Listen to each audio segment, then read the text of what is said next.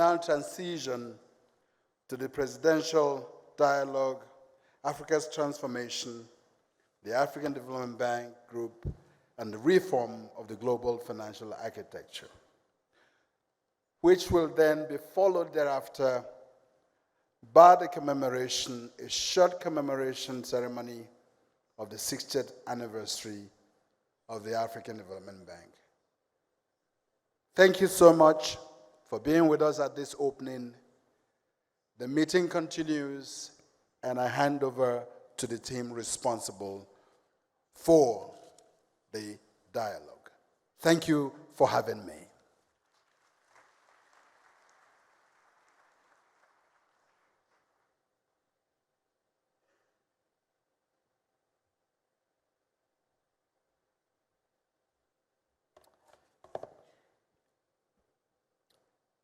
Your Excellency, Dr. William Samoei Ruto, President of the Republic of Kenya, Excellencies, Heads of State, Representatives of Heads of State, Governors of the Bank, distinguished ladies and gentlemen, kindly permit me to stand on already established protocols.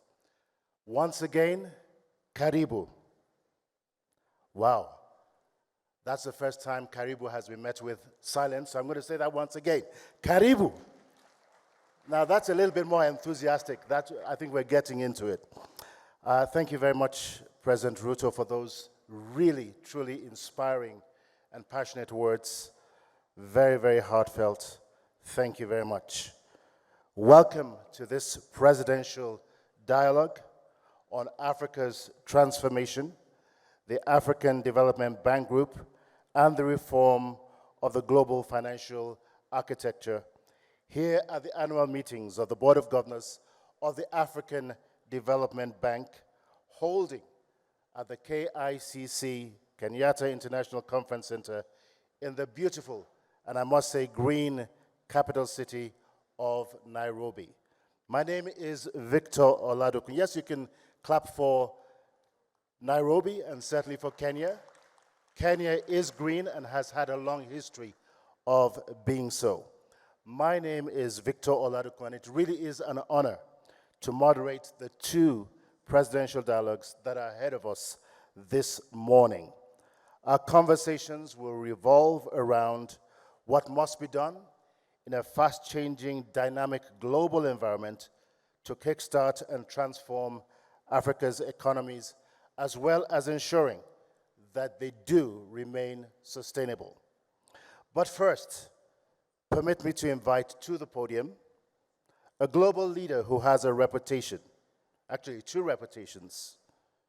One for not believing in the word impossible, and two, for being dubbed Africa's optimist-in-chief, a very well-deserved tag. Not because he is unaware of the continent's many challenges, but because he strongly believes that under any circumstances, change is possible. Please join me in welcoming to the podium once again the President of the African Development Bank Group, Dr. Akinwumi Adesina, as he comes forward to provide opening remarks.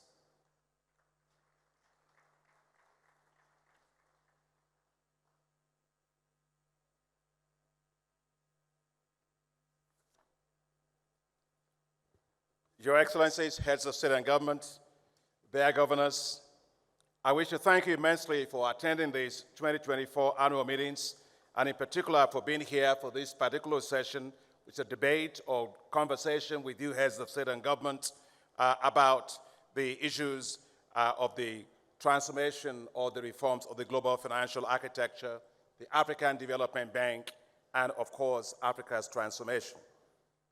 This is one topic that I know is close to your heart, as you all have been advocating for the reform of global financial architecture, the reforms of the United Nations, including the United Nations Security Council, and we just heard from His Excellency President Ruto all about that. And why is that being done, or why is that necessary? That's to ensure that Africa's voice is heard, that Africa's priorities are in fact prioritized, that Africa's financial needs are properly appropriately considered, that there is equity, fairness, and justice in dealing with the most pressing challenge of our time, climate change.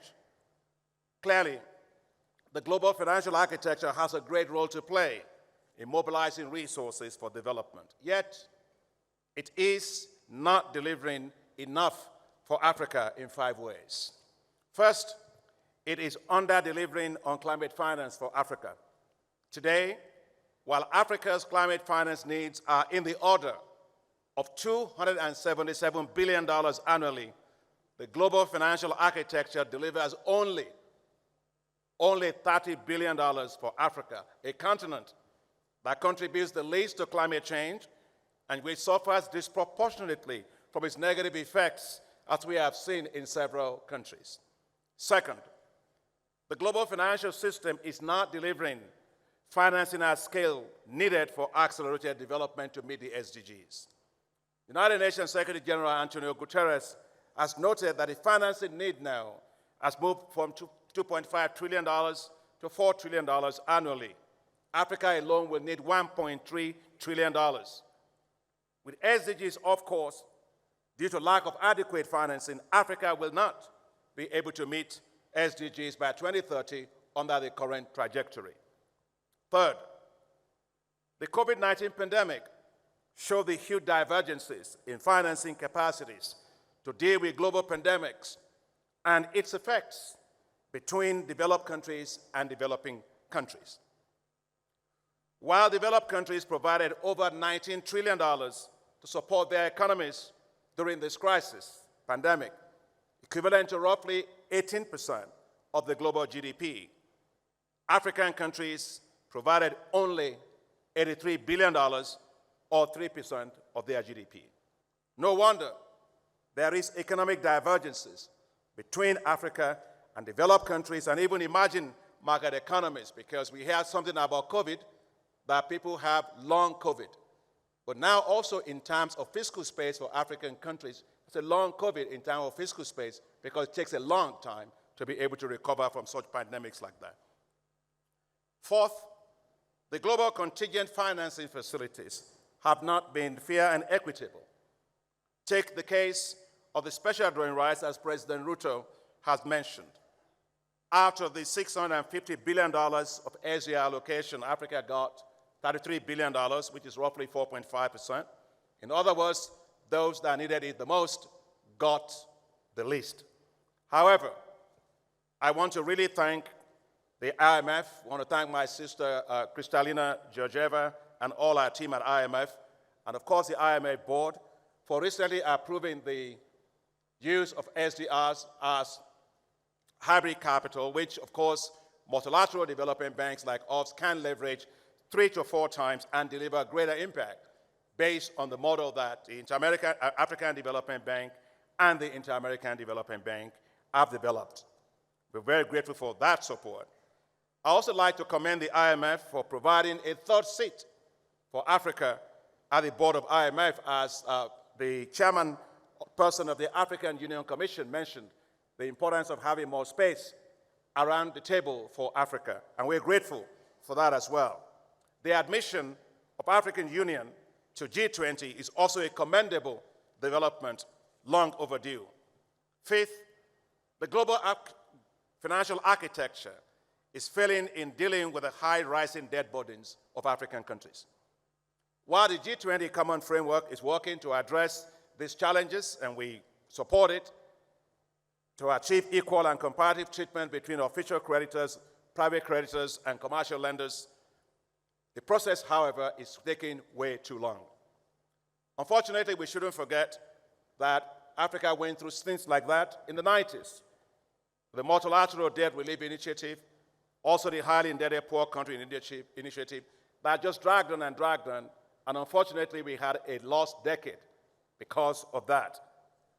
There's therefore a need for speedier, comprehensive resolution of debt burdens of countries. It's hard to run up a hill with a backpack of sand behind one's back.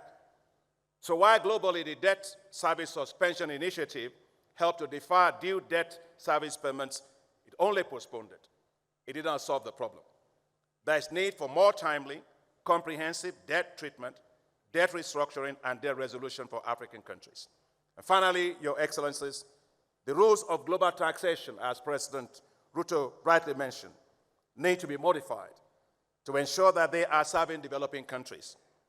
Cooperation across jurisdictional tax rules is needed to avoid Africa losing taxes to multinational corporations that do illicit capital flows. And sometimes I hear a lot about illicit capital flows. It's not just African countries.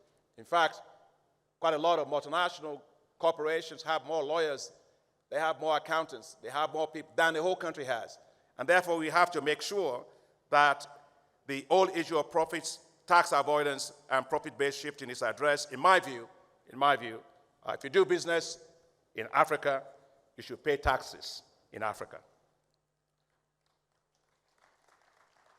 Your Excellencies, we look forward to hearing your views and perspectives, especially what the African Development Bank and all of us can do in the reforms of the global financial architecture.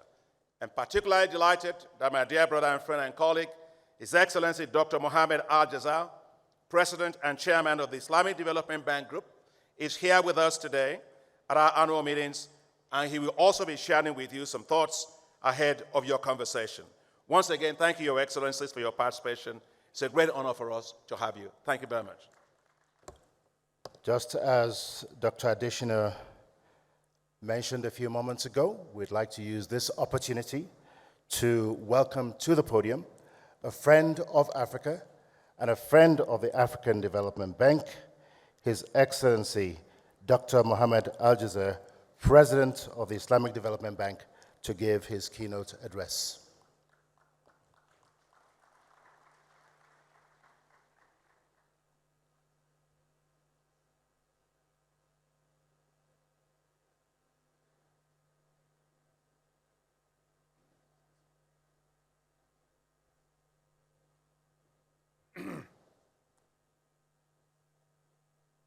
بسم الله الرحمن الرحيم. Your Excellency, President William Ruto, the President of the Republic of Kenya. Your Excellencies, Heads of State, Your Excellency, my dear brother and friend, Dr. Adesina, President of the African Development Bank Group, the honorable heads of international and regional institutions, honorable ministers, ladies and gentlemen. It is indeed an honor to be part of this special gathering to celebrate the African Development Bank Group's 60 years of remarkable contributions to Africa's development journey. I am delighted to address such a distinguished audience today to share my thoughts on Africa's transformation, the African Development Bank Group, and the reform of the global financial architecture. Let me also take this opportunity to highlight the exceptional value we at the Islamic Development Bank place on our strategic partnership with the African Development Bank Group. It is a commitment to a shared dream of transforming the African continent and helping it deliver on its hopes and aspirations. Your Excellencies, ladies and gentlemen, Africa, a continent full of promise and endowed with abundant resources. Africa, a continent that holds the dreams and aspirations of hundreds of millions of its people. Africa, a continent full of potential, yet grappling with critical challenges on its road to structural transformation.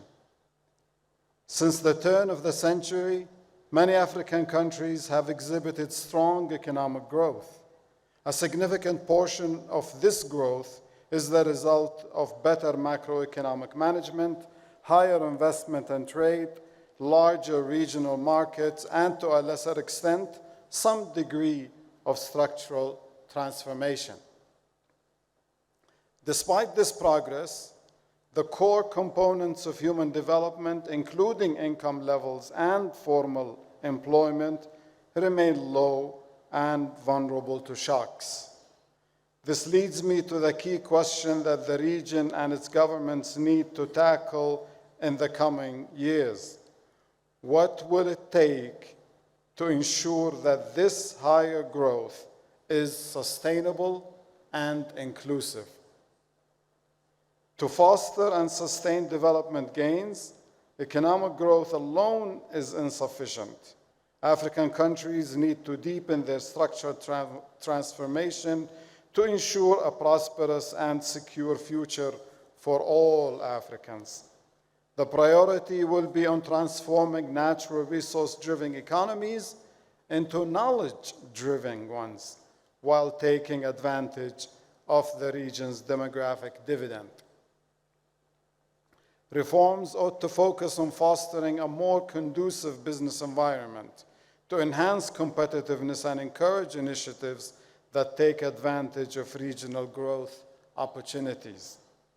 In this regard, the African Continental Free Trade Area offers a huge potential for building regional supply chains, developing intra-African production networks in manufactured goods, and enhancing competitiveness. Excellencies, ladies and gentlemen, Africa is on the ascent, and I am optimistic about its development prospects. However, recent estimates suggest that Africa will require an additional $200 billion annually to achieve the SDGs by 2030. Moreover, it is becoming increasingly evident that the current global financial system will not be able to provide the necessary support to achieve the ambitious transformative agenda of Africa. It is thus not surprising that there are calls for a rethink of this framework to make it more efficient and just, giving a greater voice to the global South. Additionally, significant resources are being diverted to debt servicing at the expense of critical investments in health and education. This situation clearly demands urgent reform. Excellencies, ladies and gentlemen, over the past 5 decades, the Islamic Development Bank Group has remained steadfast in its commitment to Africa's socioeconomic development. By the end of 2023, our financing to Africa totaled approximately $74 billion, including $45 billion specifically dedicated to enhancing trade. Our efforts have been significantly strengthened through long-standing cooperation with development partners, including the African Development Bank. Between 2017 and 2023, we achieved the record co-financing volume of $2.9 billion with the African Development Bank, enabling us to co-finance 22 operations across diverse sectors, and some of them have been mentioned by my brother, Mr. Adesina. I am pleased to announce that during the Islamic Development Bank's Golden Jubilee celebrations in Riyadh last month, we further enhanced our partnership with the African Development Bank by expanding its scope and setting a higher co-financing target over the next 5 years. In this quest, where collaboration is paramount for success, the role of the Arab Coordination Group, or the ACG, in fostering development and progress across the African continent cannot be underestimated.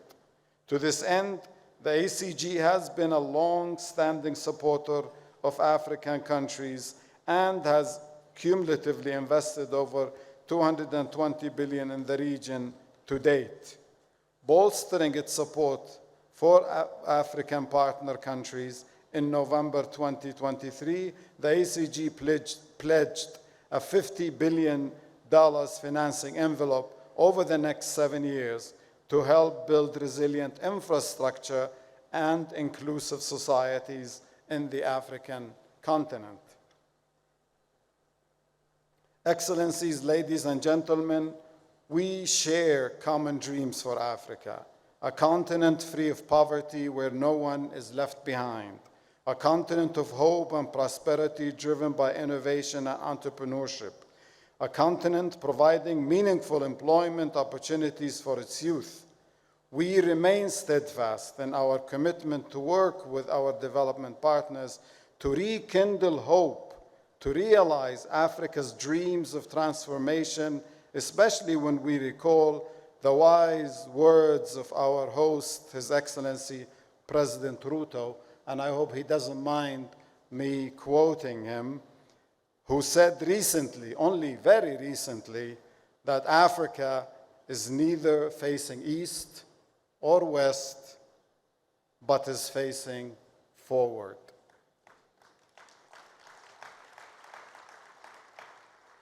I wish you all successful deliberations throughout the remainder of this dialogue.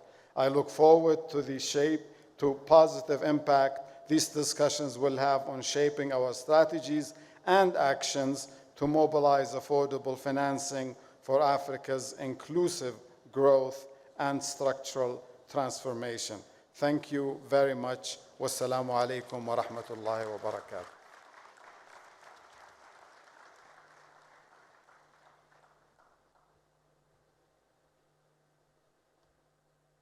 At this point, I would like to invite members of the first presidential dialogue panel to take their seats on the platform.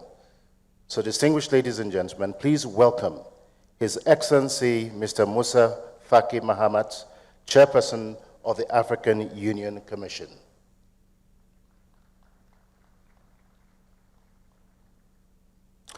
Her Excellency Mrs. Sarah Kugon Gelwa Amadila, Prime Minister of the Republic of Namibia, representing His Excellency Mr. Nangolo Mbumba, President of the Republic of Namibia.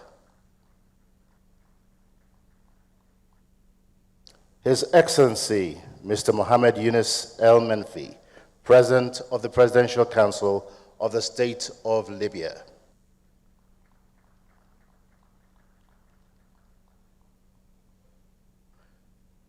His Excellency, Mr. Paul Kagame, President of the Republic of Rwanda.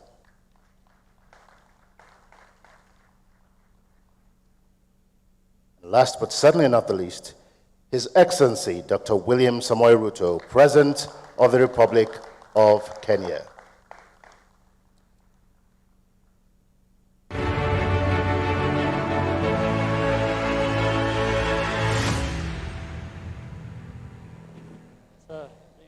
Thank you, Excellencies, for joining us on this panel.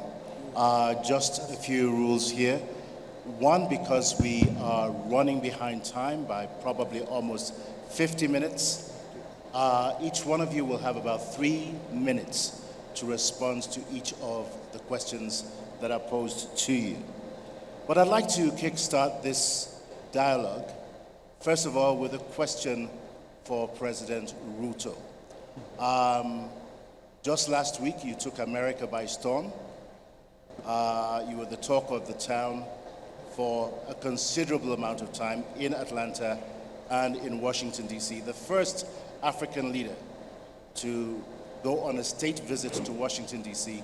in 50 years. From all indications, a very, very successful mission, and we say congratulations to you and to Kenya.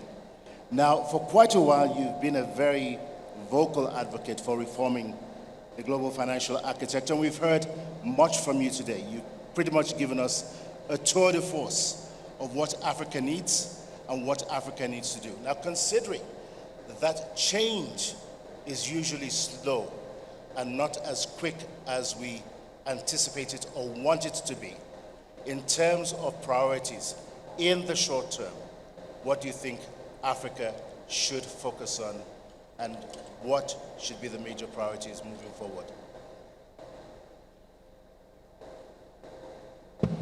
Thank you very much. And again, let me take this opportunity to welcome all of us to Nairobi and Kenya. It is said that half the solution to a problem is identifying that there exists a problem. For a very long time, many people did not admit that there was something fundamentally wrong with the international financial architecture. In fact, initially, when voices were raised, they were dismissed. But I want to say today we are very proud, those of us, especially from this continent, who raised our voices, that today the conversation in the world is no longer whether we have a fit-for-purpose international financial architecture.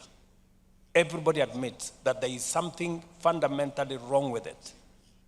The issue in conversation now is where, how do we reform it? So the issue of reform is settled. It must be done. And I think it begins with, once we understand the problem, then it begins with where do we start? I think what we are saying is we need a financial architecture that has the following characteristics. Number one, long-term financing. 40 years, grace period, 10 years, or something in that order. Number two, low interest rates, concessional financing, including, where possible, grants.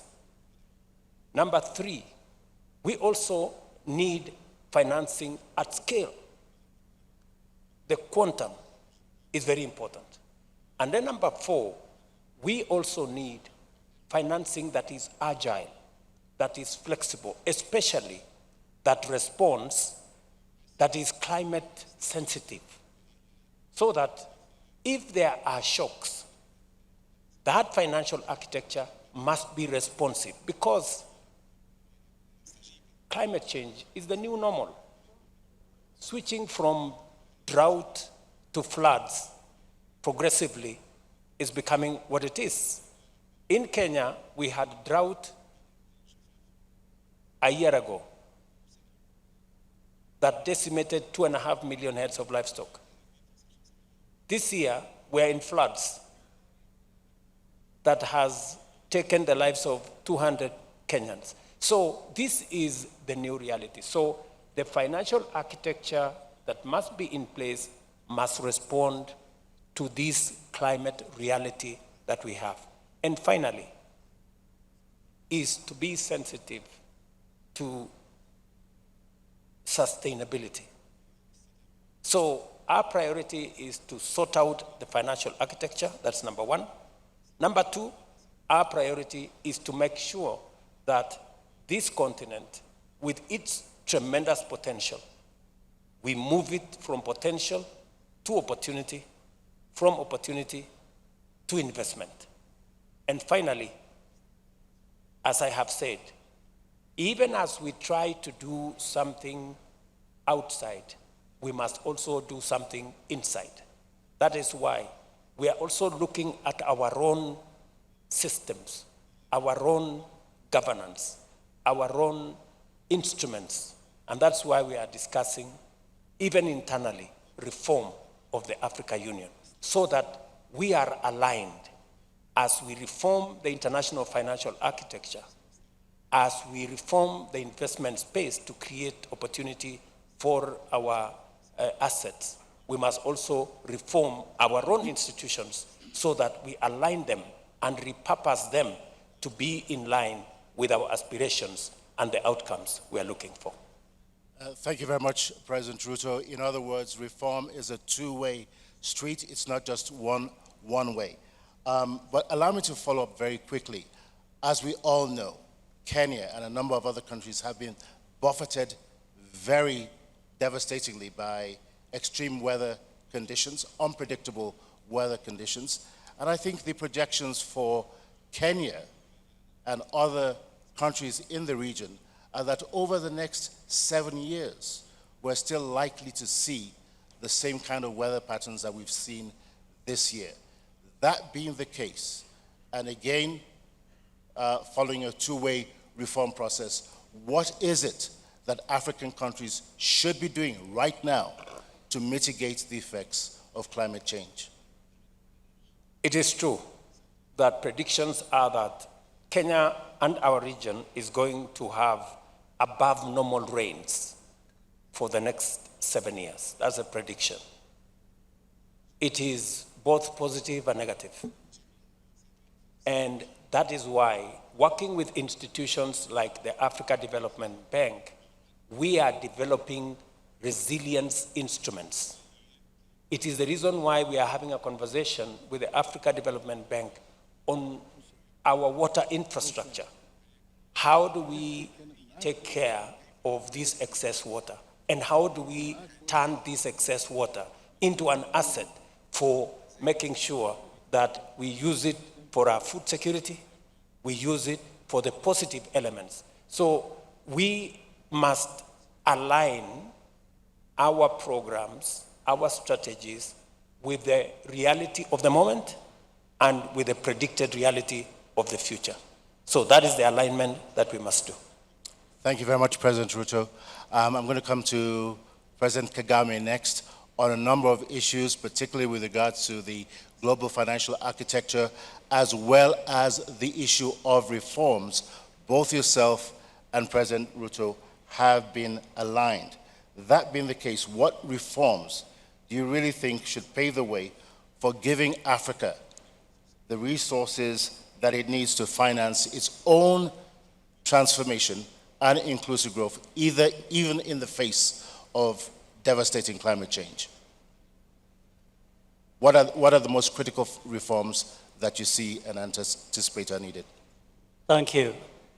Let me quickly, first of all, and more importantly, thank our hosts, President Ruto, His Excellency, and also the President of the Africa Development Bank Group for inviting us here.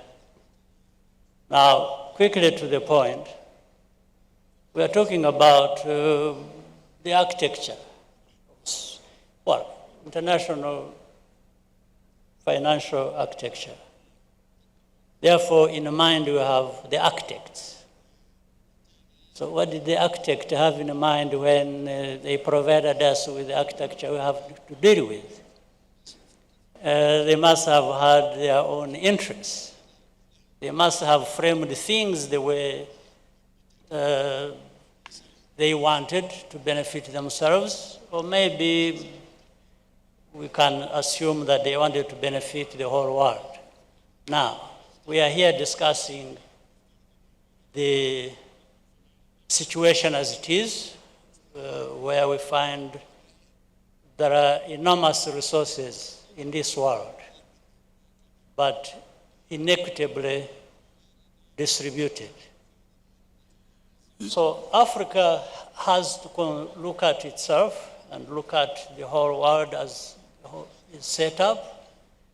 And we know in this world, people, countries work for interests, their own interests.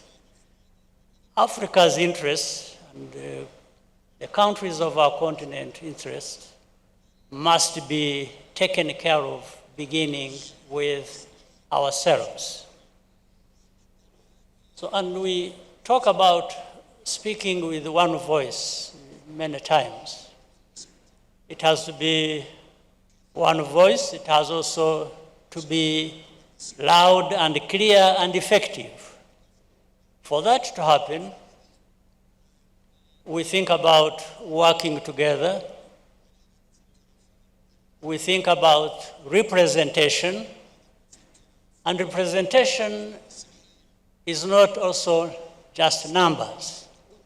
It's being able to speak out loudly and representing ourselves rather than having other people represent us. So it starts from what has been talked about, that is very important, whether it was in the speech of His Excellency President Ruto and His Excellency Musa Faki.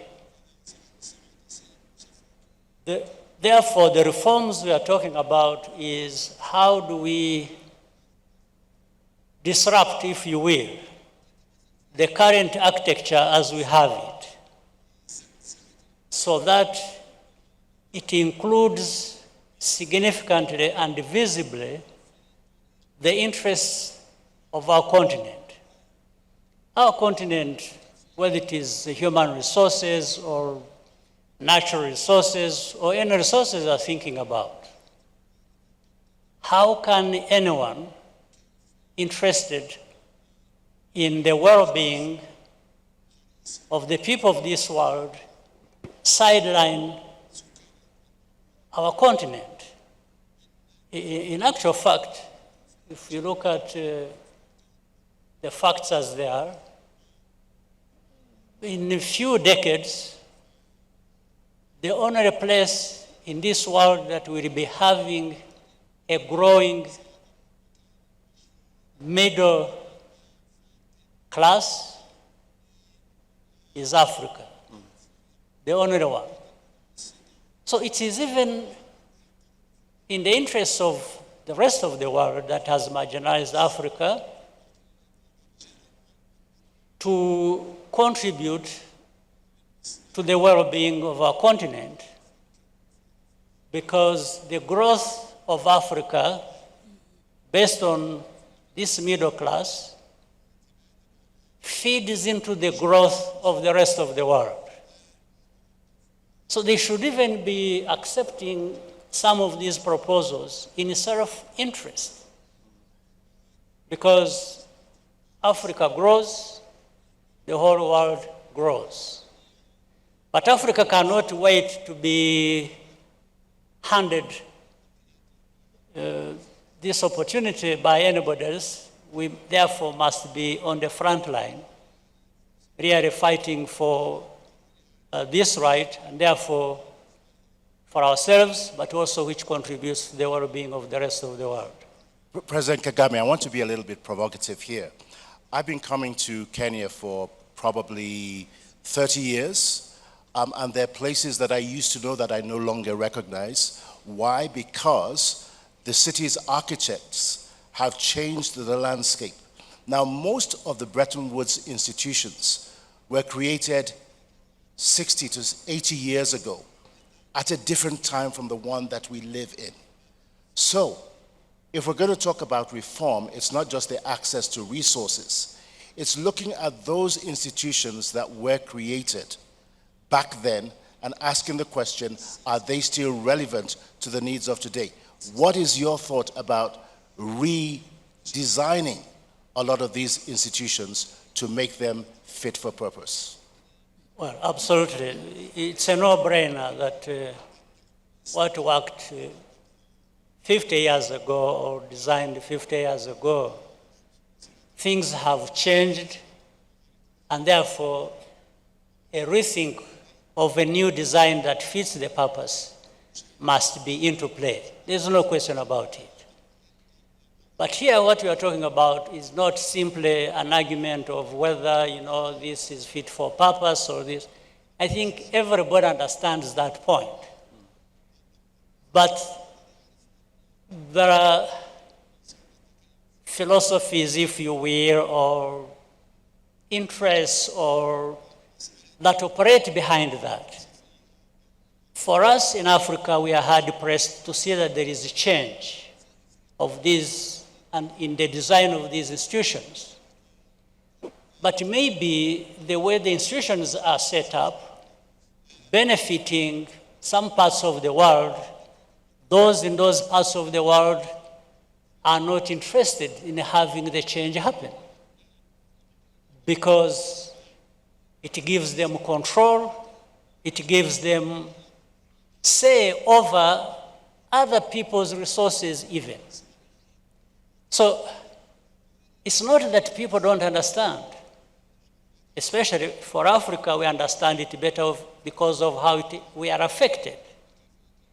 But the other parts of the world that have the power and control, it's also not because they don't understand, but it is because that it serves them very well, benefits them that they are not interested or they are slow in allowing change to happen. So it's not a very complicated thing to understand.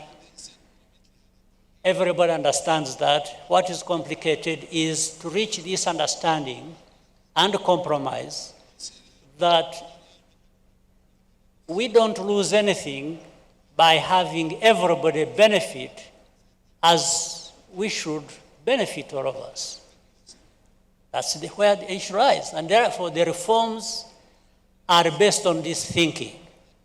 We are only looking for the pathways to having the reforms implemented that provide us with less costs than having to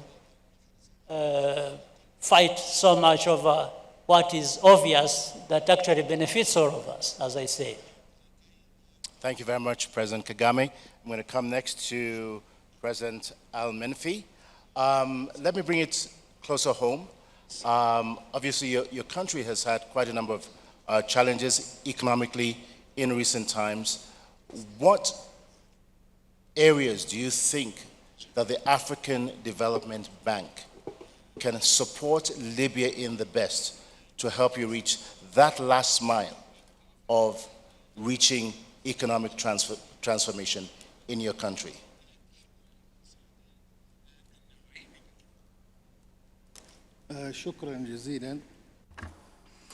Thank you very much. I'll give you an opportunity to find a headset for interpretation. I will talk in Arabic. And President Al-Menfi, if you could just move your microphone a little bit closer to you.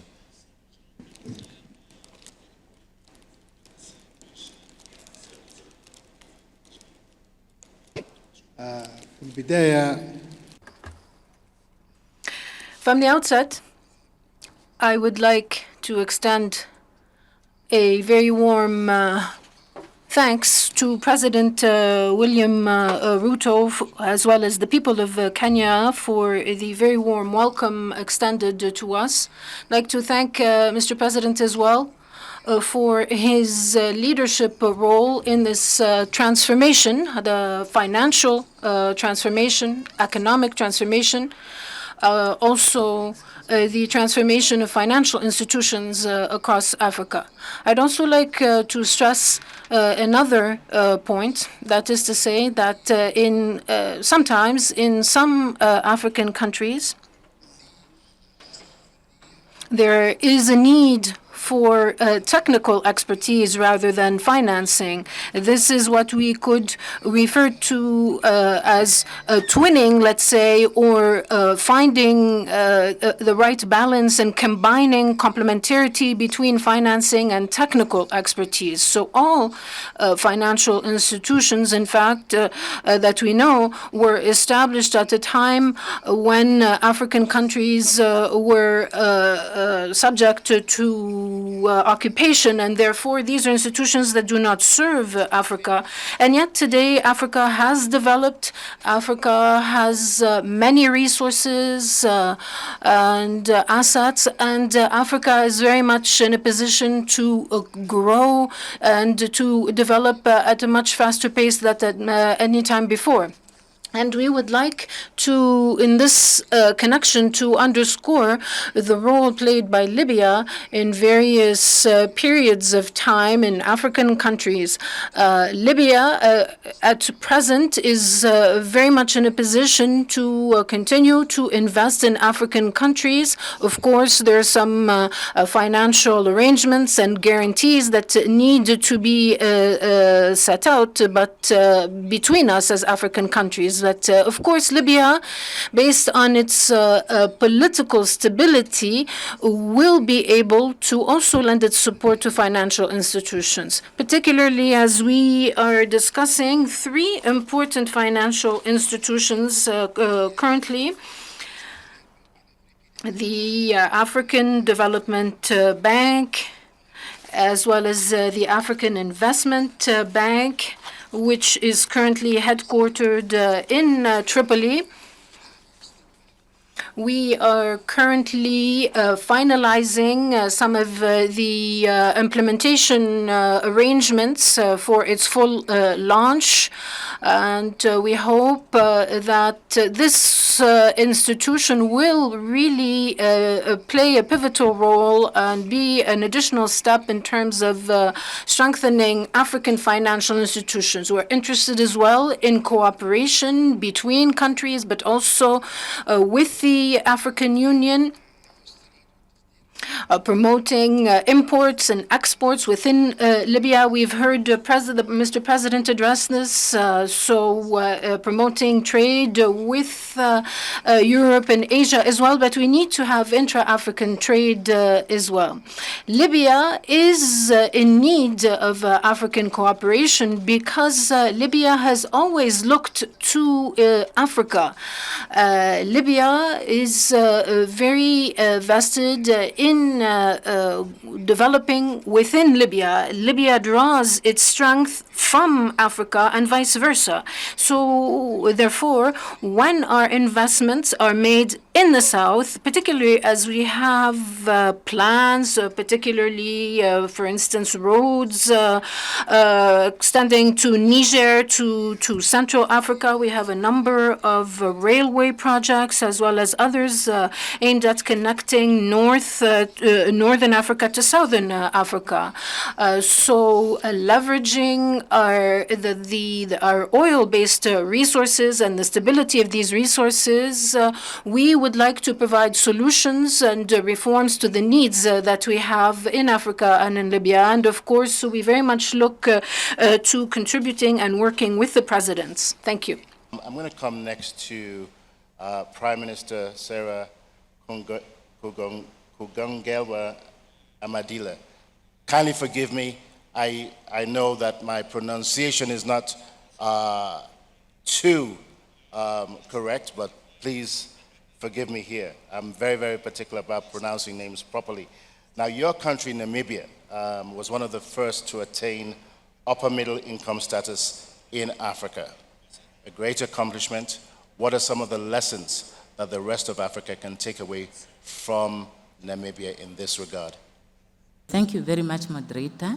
And I would like to extend appreciation to President Ruto for the invitation extended to our president to attend.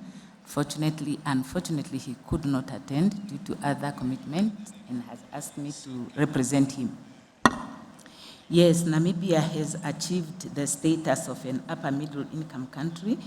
We decided right after independence, which came after a prolonged bloody armed struggle, that we are going to promote peace and stability so that we can inspire the confidence of investors to come to the country, and we can create an environment where economic activities can be pursued so that development is achieved.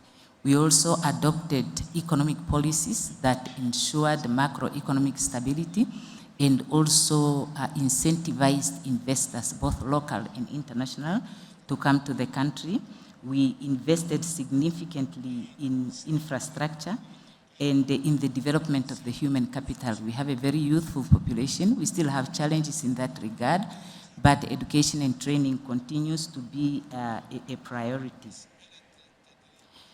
In spite, I must say, of the fact that we have managed to record positive economic growth almost every year since independence, except in a few years when we were faced with emergencies like COVID, droughts, and floods, and we are very prone to these disasters. We, however, still face challenges of inequities. The bulk of the population, who are the indigenous communities, are living in poverty, and much of the wealth is owned by Namibians of European extraction. So that is one of the serious challenges that we have to address. The second challenge is the fact that because we are a commodity-based economy for the most part, the growth in GDP did not necessarily translate in proportional growth in employment and poverty reduction. So although we have reduced poverty, we still have significant number of people that are poor, and also many of our young people are still struggling to find employment. So we consider it a priority to diversify the economy, to promote value addition, so that we can create jobs and also reduce the vulnerability of the economy to external shocks, including the shocks to droughts and floods. And actually, as we speak now, Namibia is experiencing one of the worst droughts that we have faced. About 1 million people are depending on government support to be able to survive, because the harvest was very poor, the rains were late and grossly inadequate. So we do have those challenges, and we are also prioritizing, because we are a small population, we are only 3 million, and we are vast in terms of infrastructure. It's very costly to put them up. We are prioritizing integration with the rest of the continent, so that we are not limited in what we produce by our small population. Well, thank you very much, Prime Minister Madila. Very much appreciated. I'm going to come next to His Excellency Musa Faki Mahamat. Now, in your position as AU chairperson, you have a front row seat on what's going on in different parts of the continent. What's your assessment of the progress that we're making in terms of structural reforms on the continent? Are we on track, or is there much more that we need to do? Merci beaucoup. Je voudrais rappeler qu'il y a 4 jours, nous avons célébré le 61e anniversaire de l'Organisation de l'Unité africaine, qui est devenue en 2002 l'Union africaine. La BAD également a 60 ans. La BAD est l'une des institutions qui a été expressément chargée par l'Union africaine à mobiliser des ressources pour la mise en œuvre de l'agenda 2063 que nous nous sommes donnés au 50e anniversaire de notre organisation.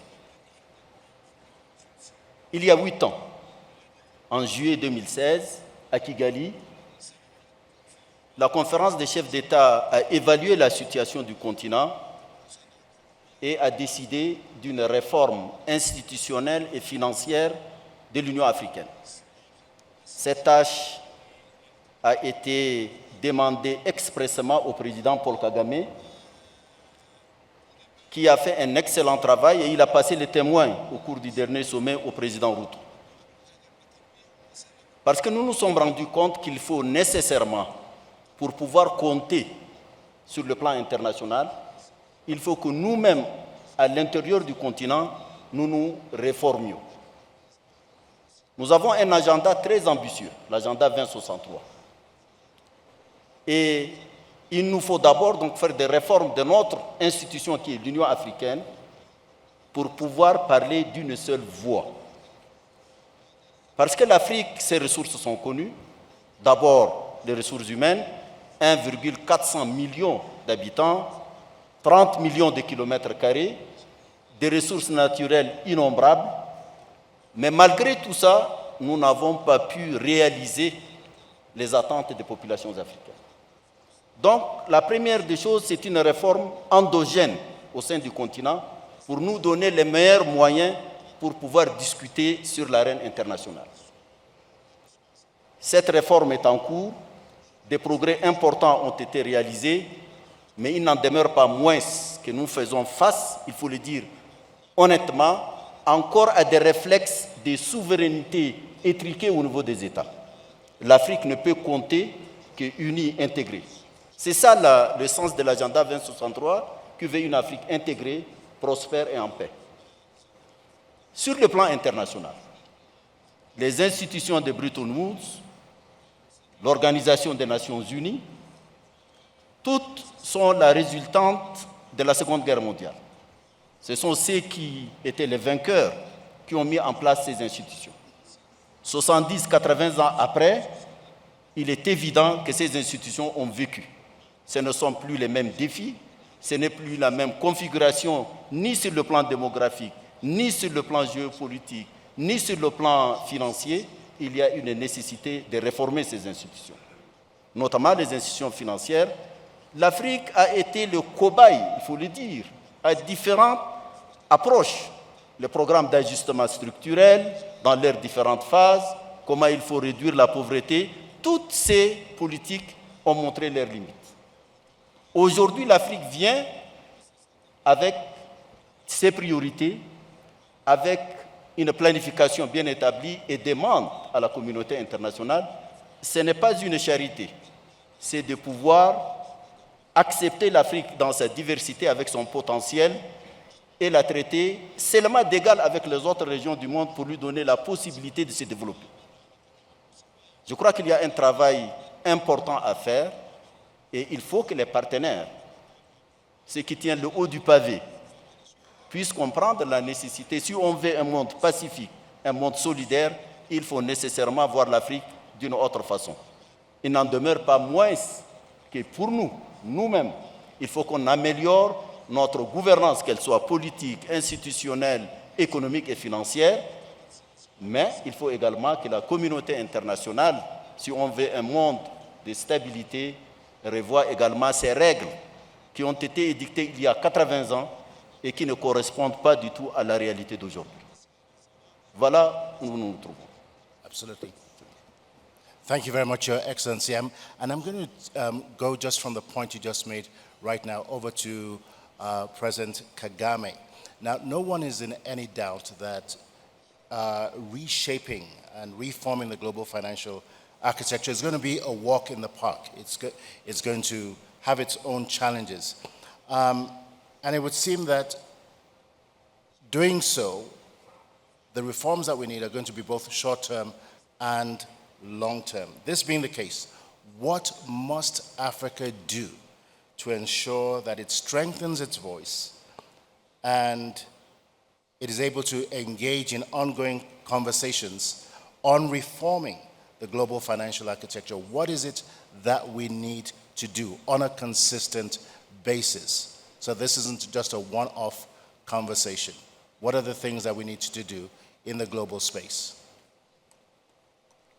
We must walk the talk because we have discussed these issues for many years, as I can remember, and we are saying the right things. So we must start doing the right things that we know how. One is being together. We must, as I said, the unit of our continent through the African Union and other institutions, including this bank that invited us here, the African Development Bank. It's all about Africa. First of all, we must have it in our mind. And therefore, there is a need for mindset change from the past to the present. And we cannot be served well in our intentions for the future if we are not thinking correctly, acting correctly right now. So when we have been talking about the African Union reforms, as His Excellency President Ruto, my brother, mentioned earlier, you know, before I handed over to the president, I had been carrying out these tasks. I mean, there is no secret here. I just say it as it is. We agreed many things. Most of the countries were represented in the room, heads of state and government. We have agreed many things that need to be done because it is right and it is the only thing that can deliver what we want. Few years later, 2 years maybe from the time we decided, we have discussions in Addis at the African Union headquarters. You find some of the, 50% of the things we agreed have changed. And you're asking the same leaders in the room, you say, what happened? What we are saying now that we must be doing is what we agreed 2 years ago. Why have we not done exactly what we agreed? And nobody gives an answer. So we cannot escape this. We cannot escape doing the very things we have agreed to do because we know that is what is going to deliver what we want for our continent. There is no other way I can put it. There is no magic wand that is in anybody's hand to bring the change that we want. So when we are here discussing and everybody is listening, and we are listening to ourselves, we must get out of this room with a commitment, a conviction that we can actually deliver what the continent wants, and we are the ones to do that. The rest will continue to be discussions back and forth, speeches back and forth, but we will not get the results. But some progress has been made. It is a slow progress. Even then we are saying we can't afford to move slowly. It's urgent. It's long overdue. So that's what we need to be working on as we move forward. And that's the hard task. I was happy to hand over to my brother here to, he's younger, so I think he has what it takes to do that. But he will need our support, all of us. And I believe that President Ruto indeed will move with speed, as he has shown even here in Kenya, and we believe that he will do the same for the continent. I just want to quickly touch base with Your Excellency Musa Faki. With regards to the global financial architecture, how do you see that dovetailing into the ambitions of Agenda 2063? Il est évident que si nous allons en rang dispersé, on ne peut pas influer sur la réforme des institutions financières internationales. Ça, c'est une évidence. Et donc, plus nous travaillons pour resserrer les rangs, partir avec une position commune africaine, mieux c'est pour nous pour pouvoir espérer modifier les règles qui sont en cours. Aujourd'hui, l'Afrique a une image qui n'est pas la photographie réelle du continent. On nous prend comme un continent à risque et donc les taux sont extrêmement élevés. Le président Ruto l'a dit, il a donné des chiffres, peut-être 9 fois, 10 fois les taux qui sont utilisés ailleurs. Et donc, pour pouvoir financer l'agenda 2063, et notamment les projets phares sur lesquels travaille le NEPAD, l'ODA-NEPAD, la Banque africaine de développement et les autres institutions, y compris la Commission de l'Union africaine, on a besoin de financement. Et ces financements ne peuvent pas être mobilisés uniquement en Afrique. Il faut évidemment que les règles en matière d'investissement, en matière de taux, soient révisées pour que le continent africain puisse, comme les autres régions du monde, pouvoir être investi sur le marché international. L'effort africain est en train d'être fait. Il faut bien que la communauté internationale, le système international lui-même s'adapte pour pouvoir, de manière juste et équitable, donner la chance au continent africain de pouvoir se développer. On ne peut pas continuer à être juste un réservoir de matières premières, un champ de bataille géopolitique, et c'est ça le risque majeur. Nous avons été un théâtre, et nous risquons encore d'être un théâtre dans la bataille des grandes puissances économiques, et c'est ça le risque le plus important. Plus, nous, en notre sein, il faut qu'on travaille en rang serré pour pouvoir parler d'une seule voix et constituer une force de négociation avec les partenaires, parce que l'un des pas importants de notre agenda, c'est également le partenariat. On ne peut pas se développer en autarcie, c'est évident. Et donc, il nous faut pouvoir, dans le cadre de notre partenariat, parler d'une seule voix. Malheureusement, je regrette de le dire, jusqu'à là, nous n'avons pas cette force unificatrice qui parle d'une seule voix qui peut peser réellement sur l'ordre des choses. Donc c'est un défi à la fois pour nous-mêmes, sur nous-mêmes, et vis-à-vis de la communauté internationale, notamment les institutions financières internationales. Excellency, I'm just going to provide each one of our panelists with a closing comment as we bring this session to a close, keeping in mind again the theme of this conversation, Africa's transformation agenda. But I'd like you to focus in on what the African Development Bank can still do to help achieve the agenda. Yes, you've been very glowing in all of your assessments and the reports on the bank and the work that Dr. Additioner and the rest of his team are doing.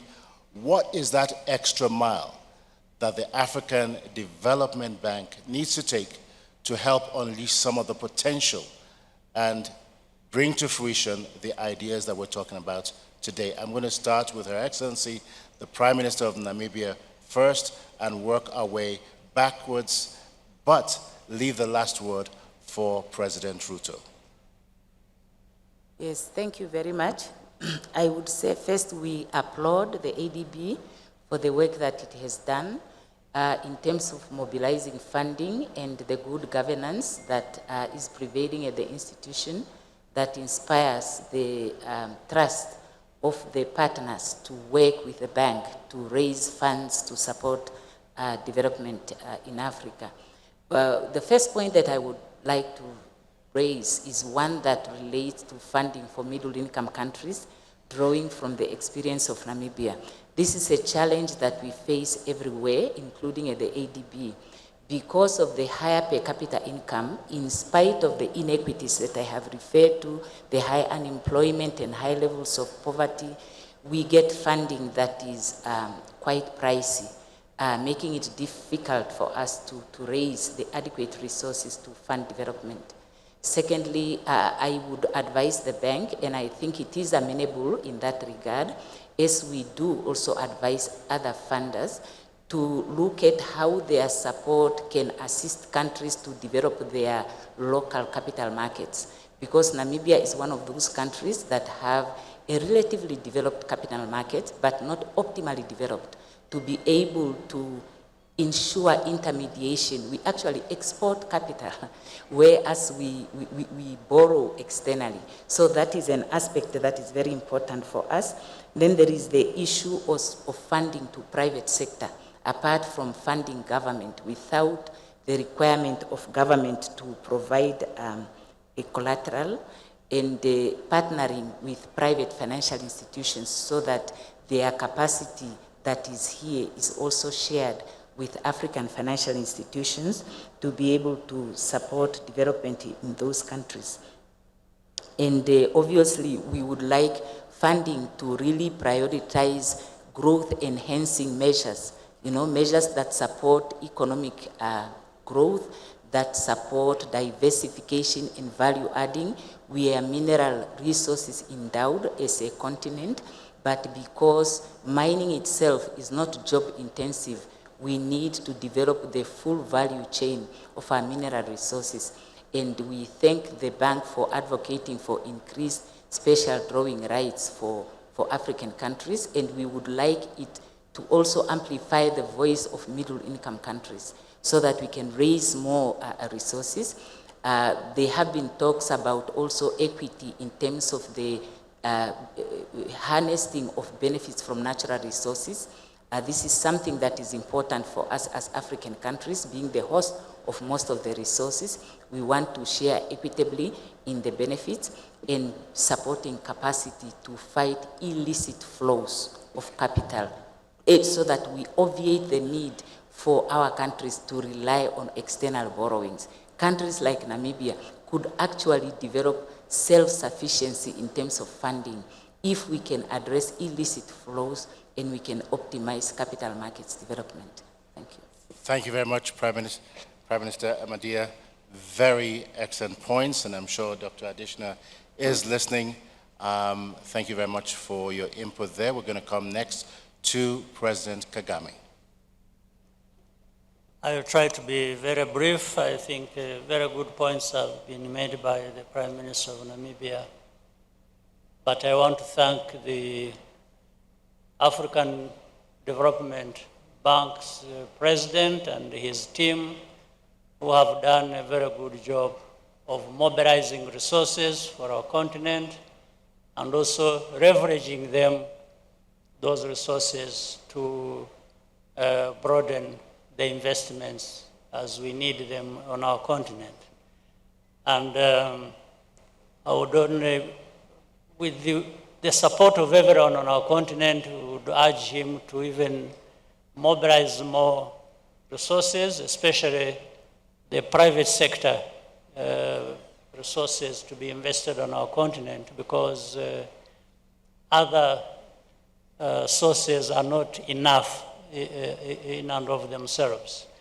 We have seen, for example, the time of COVID and towards the end, when the SDRs that were mobilized, we had 5% of that, of the 650 billion that was, so 5% of that for the whole continent of Africa is very small. So whichever sources we have, alone they are not enough. We need to diversify, therefore, the sources of the money that we need to invest on our continent. And I think that helps development of Africa to realize the agenda that is set for the 2063. And therefore, I thank all the leaders of our continent so that we continue to work together to support Africa Development Bank institution. Thank you very much, President Kagame. And we'll go next to President Al-Menfi for your thoughts in this regard. Thank you. I will also attempt to be brief. I would like to stress that the role played by the African Development Bank in Africa, and all of what we have heard, in fact, even in statements we've heard today, is of crucial importance. We're very much in support of the role played in this institution. And we hope to see also more cooperation between Libya and the African Development Bank as we move forward, for the sake of Libya's development and Africa's more broadly. I think it's important, of course, to focus on the issue of reforming financial institutions. I think that it's crucially important to have a unified African voice so that we can move towards establishing more African financial institutions. I referred earlier to the African Investment Bank, and in fact we call on countries which have not yet acceded to this institution to do so, because this will be a stepping stone in the construction of a stronger Africa. It will also be an opportunity for us to implement the decisions and resolutions of the AU, which are a unified position. Thank you.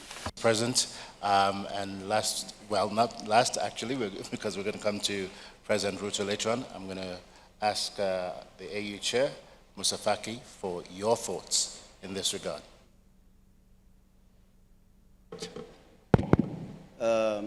Let me congratulate FDB and his team, and particularly my brother, Dr. Adesina. They did very well, and they're doing very well. I hope they will act in the future in complementarity and also in coordination with other partners in the continent. Because we have also a partnership with China, with India, with Arab countries through the Islamic Development Bank. And I think this coordination and this complementarity will allow us to implement our agenda, the 2063 Agenda, African Agenda. Thank you. Thank you very much, Your Excellency. One of the recurring comments here concerns the private sector and the resources that are needed. And as Dr. Additioner has said, quite recently, there is a need for reform of the MDBs, but in particular the African Development Bank, to change its instruments in ways that enable it to be much more active in the private sector. So we do trust and hope that as leaders, that both yourself and your governors will support the bank in that regard to enable it to do a whole lot more. We're going to give the last word at this point to our host, President William Samoei Ruto. Over to you, sir. Thank you very much.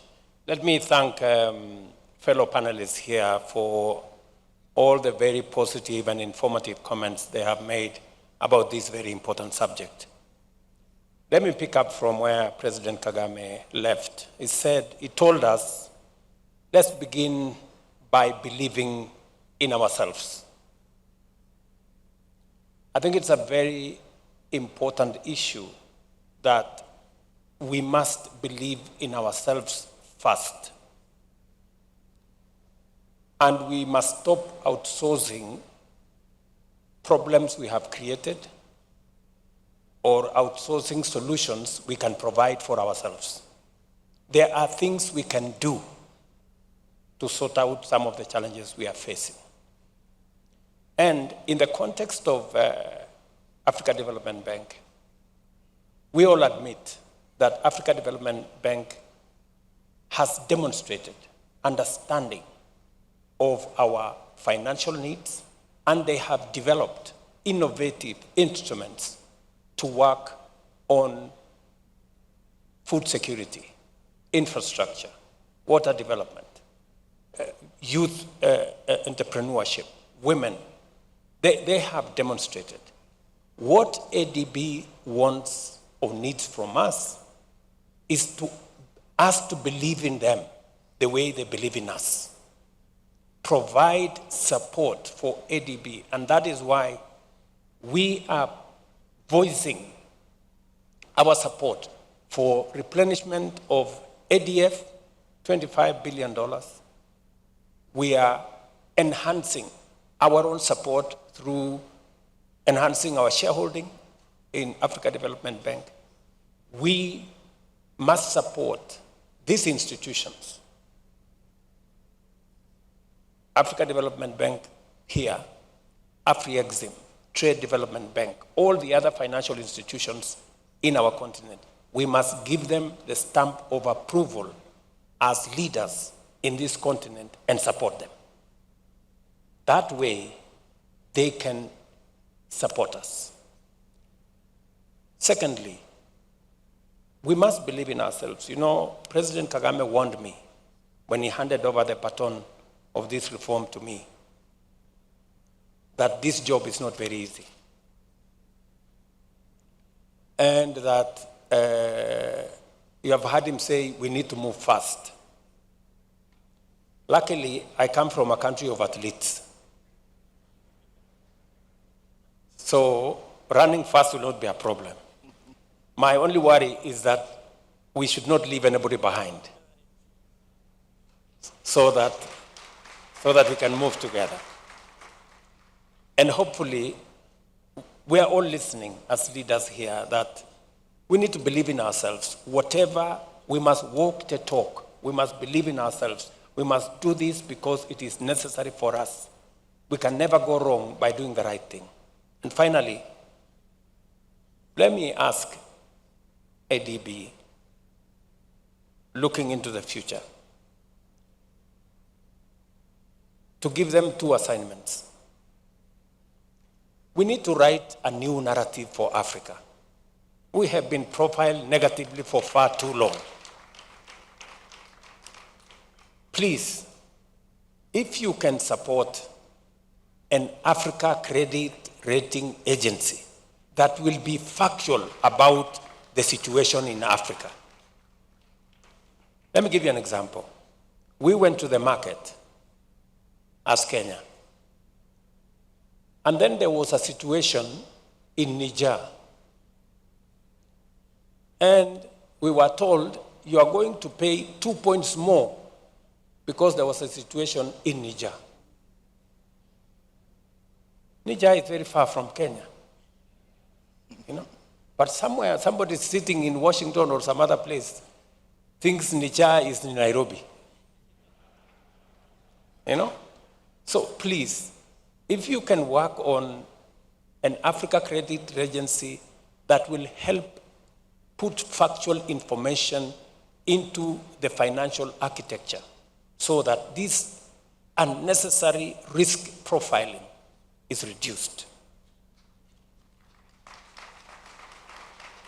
Let me ask you for one more thing, which you believe in, Mr. Adesina, before you leave office next year, before you move on to another assignment. You have talked about undervaluation of our GDP as a continent. That in the calculation of our GDP, the huge resources, mineral resources that we have are not factored. The huge energy resources, renewable energy resources are not factored. The huge resources we have, having 60% of Africa's, or the world's actually, remaining uncultivated arable land is not factored. Our provision of natural carbon sinks is not factored in our GDP. And that is why most of the time we are told our debt is not sustainable, because our own GDP is not correctly evaluated. Please, if you can work with us to get the true valuation of our GDP so that we can drive Africa's development in a positive manner. I don't think those are too many assignments, Adesina. I am I'm very optimistic that these are assignments you can undertake on all our behalf as we drive the continent's prosperity into the future. And thank you very much. Excellent closing thoughts from President Ruto. Support the bank strongly, stop outsourcing problems, and stop outsourcing solutions that we have answers for. Believe in ourselves, write a new narrative, develop, as a matter of urgency, an African credit rating agency, as well as re-evaluate our resources. Excellent closing thoughts. I want to say a very big thank you to all of our presidential delegates, our panelists during this session for your excellent thoughts. You've given us much food for thought. Again, we thank you, President Ruto, President Kagame, President Al-Menfi, Prime Minister Kugon Gelwa Amadia, and AU Commission Chair Musa Faki. Thank you for enriching our conversation this afternoon. Ladies and gentlemen, could you kindly give our distinguished presidential panelists a warm round of applause and thank them for their leadership of our continent.